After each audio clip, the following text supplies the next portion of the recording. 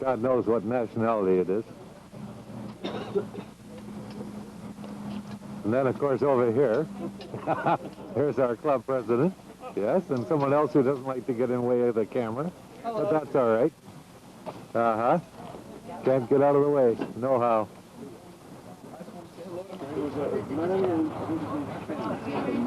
And there's my sweetie and Tilly, working it all out. The man with the beautiful Jubilee that'll be running all day today.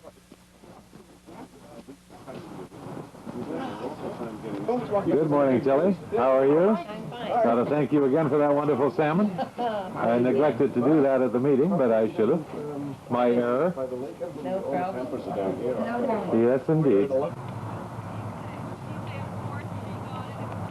And this is what it looks like first thing in the morning. Some of the last people getting their breakfasts.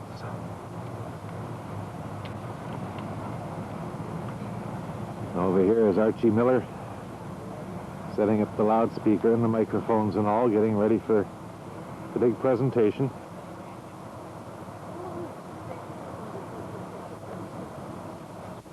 Of course, of the Mitchell Bridge.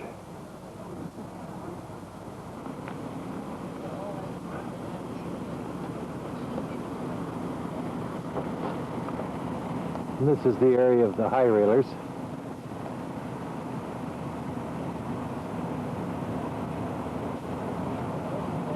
It will all become obvious in a little while once we get the locomotives unloaded.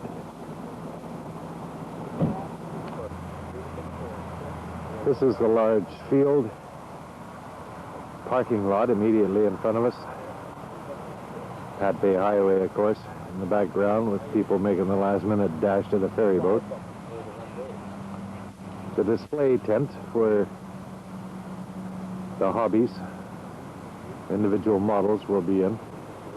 Show you that in a little bit. Of course, there's the steaming bay up there, the far end.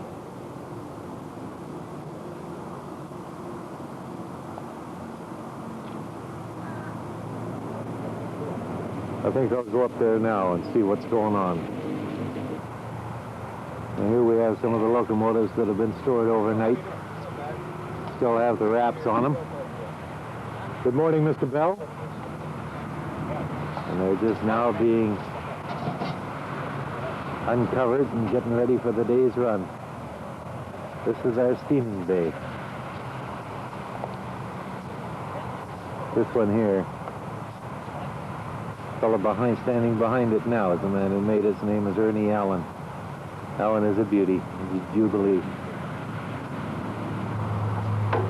Here we have another example of the locomotives. They're going to be on display here. Center beam flat, bulkhead flat that we use for riding cars.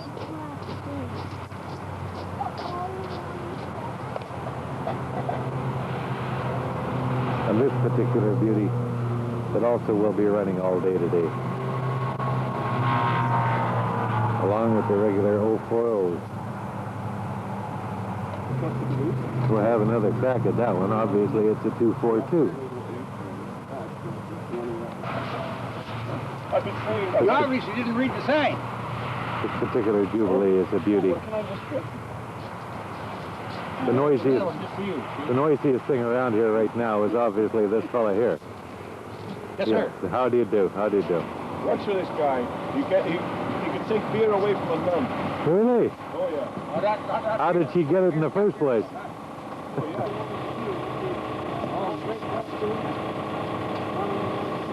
Here's another beauty, comes from up island, Qualicum Beachway.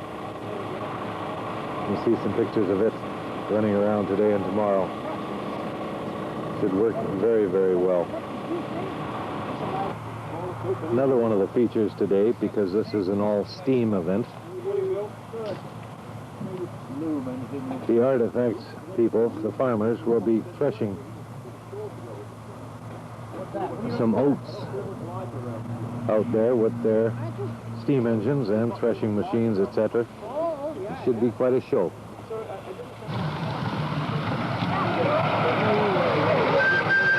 Oh, no. Here's another group enjoying the fine breakfast we've decided to put up here. Yes. Gorgeous lady on the end there is Emily Shearer. I thought I'd get that little niche in there just to keep her smiling. Now this fella's sitting here on the end with his head turned away from us. Here's Robert Shearer. Yeah, that fella right there. That's Robert Shearer. That fella there. The thing that makes him unique is that he owns a triplex Shea. Yeah. I just thought I'd get that in for what it's worth. Yes. And he's enjoying his breakfast, as is everybody else.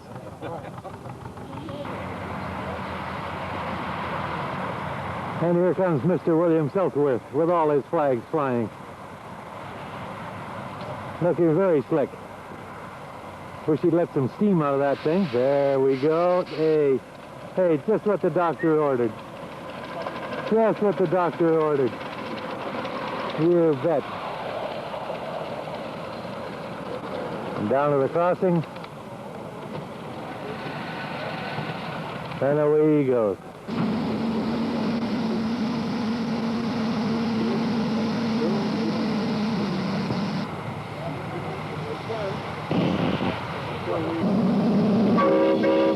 Beautiful, beautiful.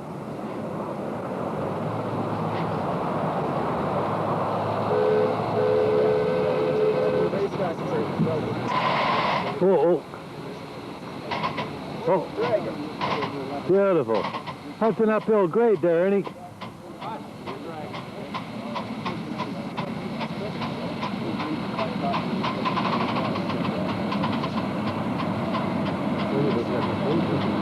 All we need is a sign on the new riding card.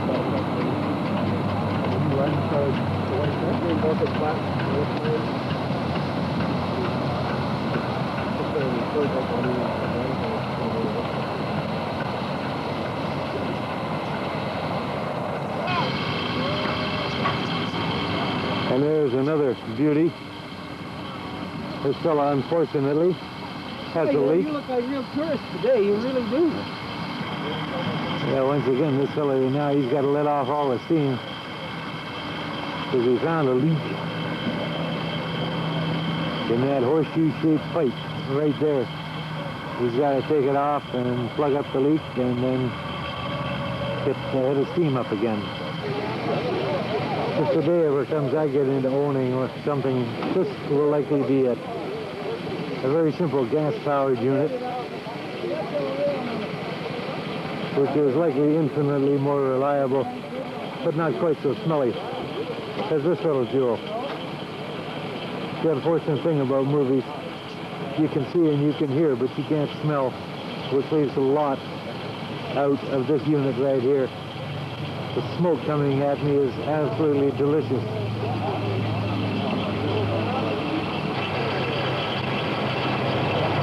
I didn't realize it before, but this one here is an articulated. It's going to be quite something to see this one go. That's magnificent.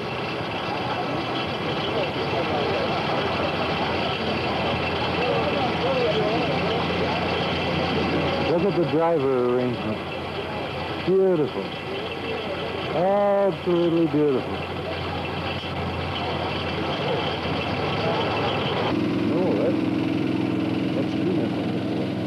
No, it's Cascade Pacific. I don't know who owns it.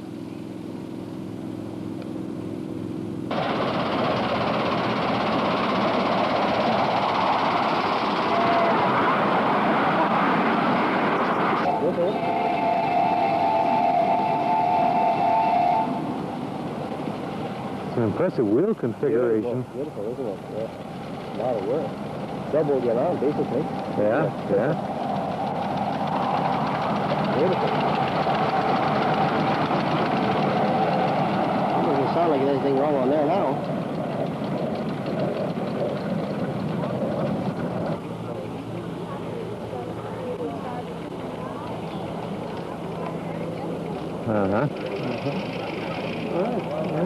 This year is a practice run at the opening celebrations. The fellow in the foreground will put up the ribbon to be cut when the time becomes appropriate. Right now, he's just letting trains through to keep them running so they don't get too much steam up.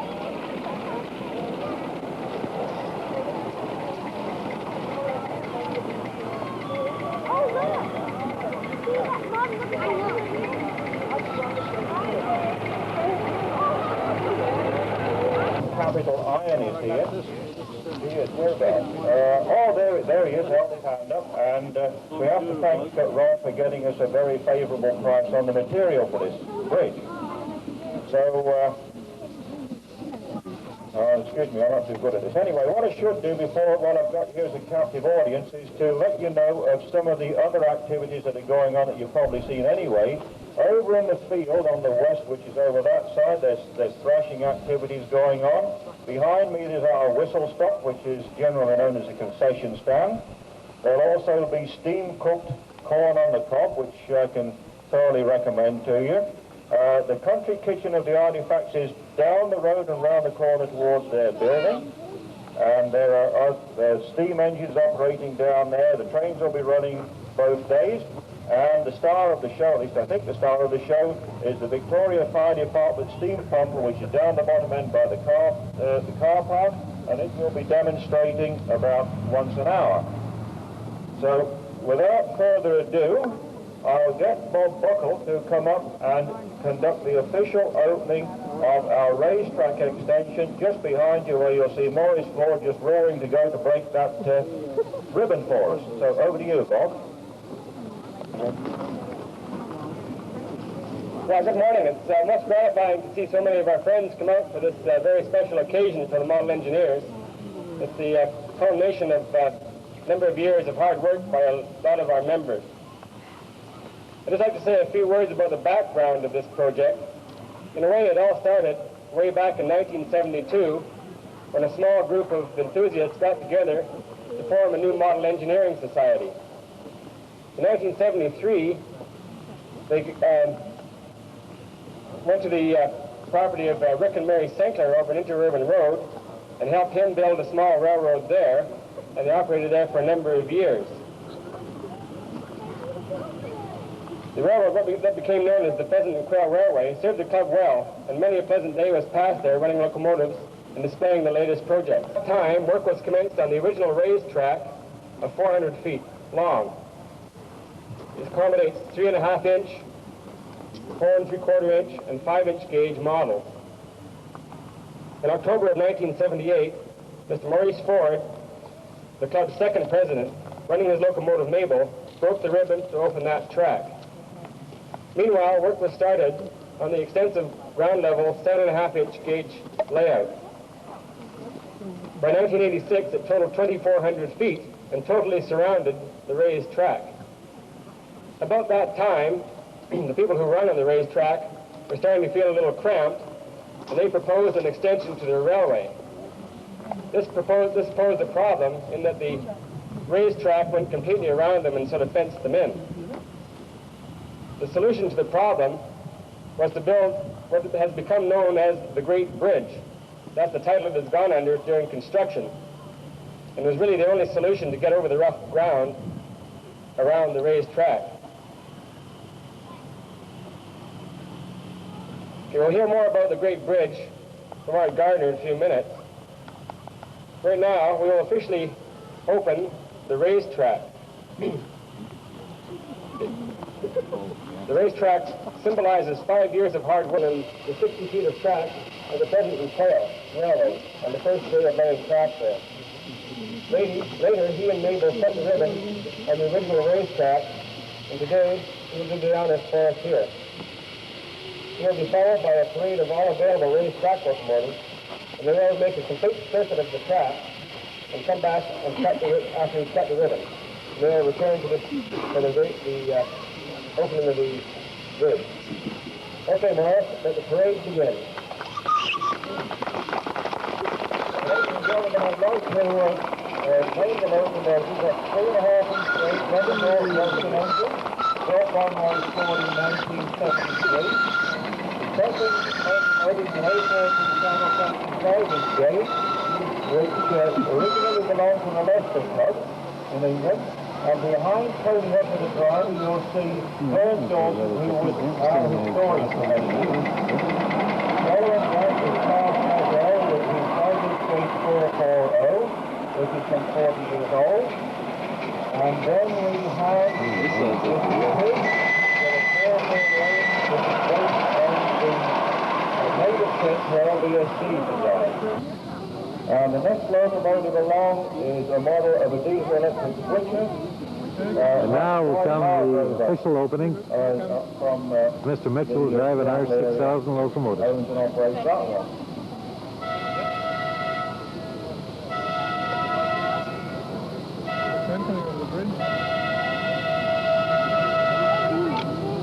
The next locomotive here comes the electric over the bridge, and the ribbon will be broken any second now.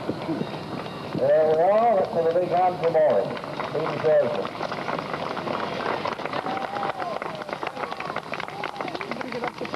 Yeah, he's all right. He's all right.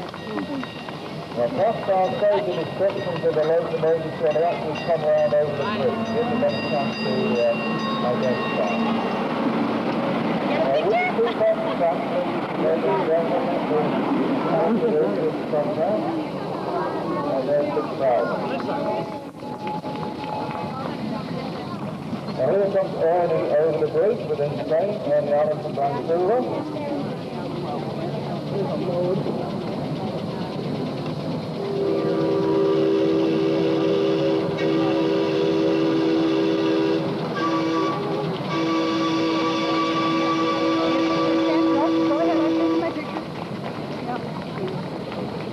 Followed by Roy Hargrove with his diesel electric. And Bernie Jackson with his 282. Bernie, the big girl.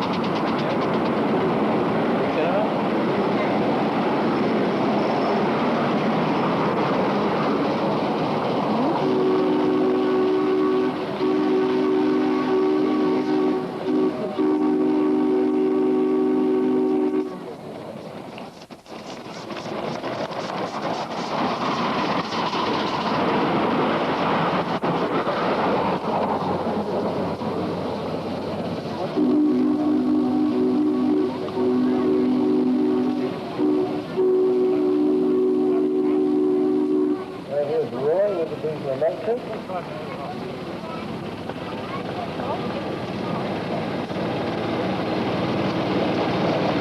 Next we have Martin Rogers with the Valley 2662. This locomotive was built in New Zealand and brought over by Martin.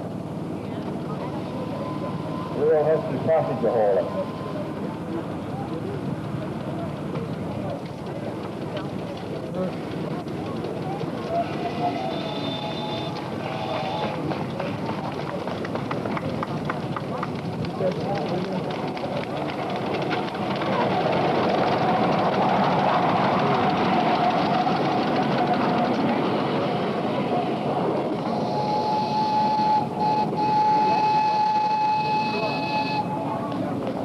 And the next we have an 040, it's a Hunslet locomotive.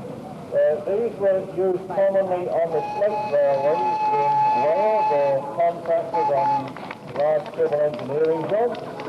And this is Mr. Roberts Moody. He's from Vancouver. Peter Roberts from Vancouver.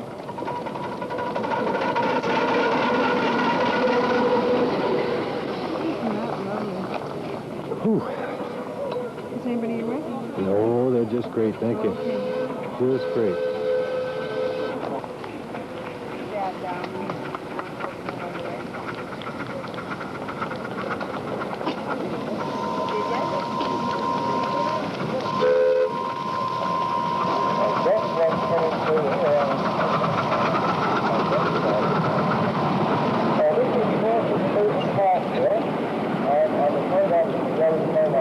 But I've got a terrible head for names. Anyway, this is a common regular performer on our track.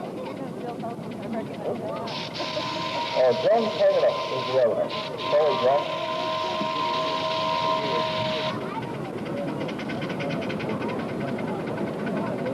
He's not running, he's just having fun. And here we have Bill Starford. Everybody ever recognized, we were raised to recognizing. We have another hunter, which was built originally by VIME. And again, a Welsh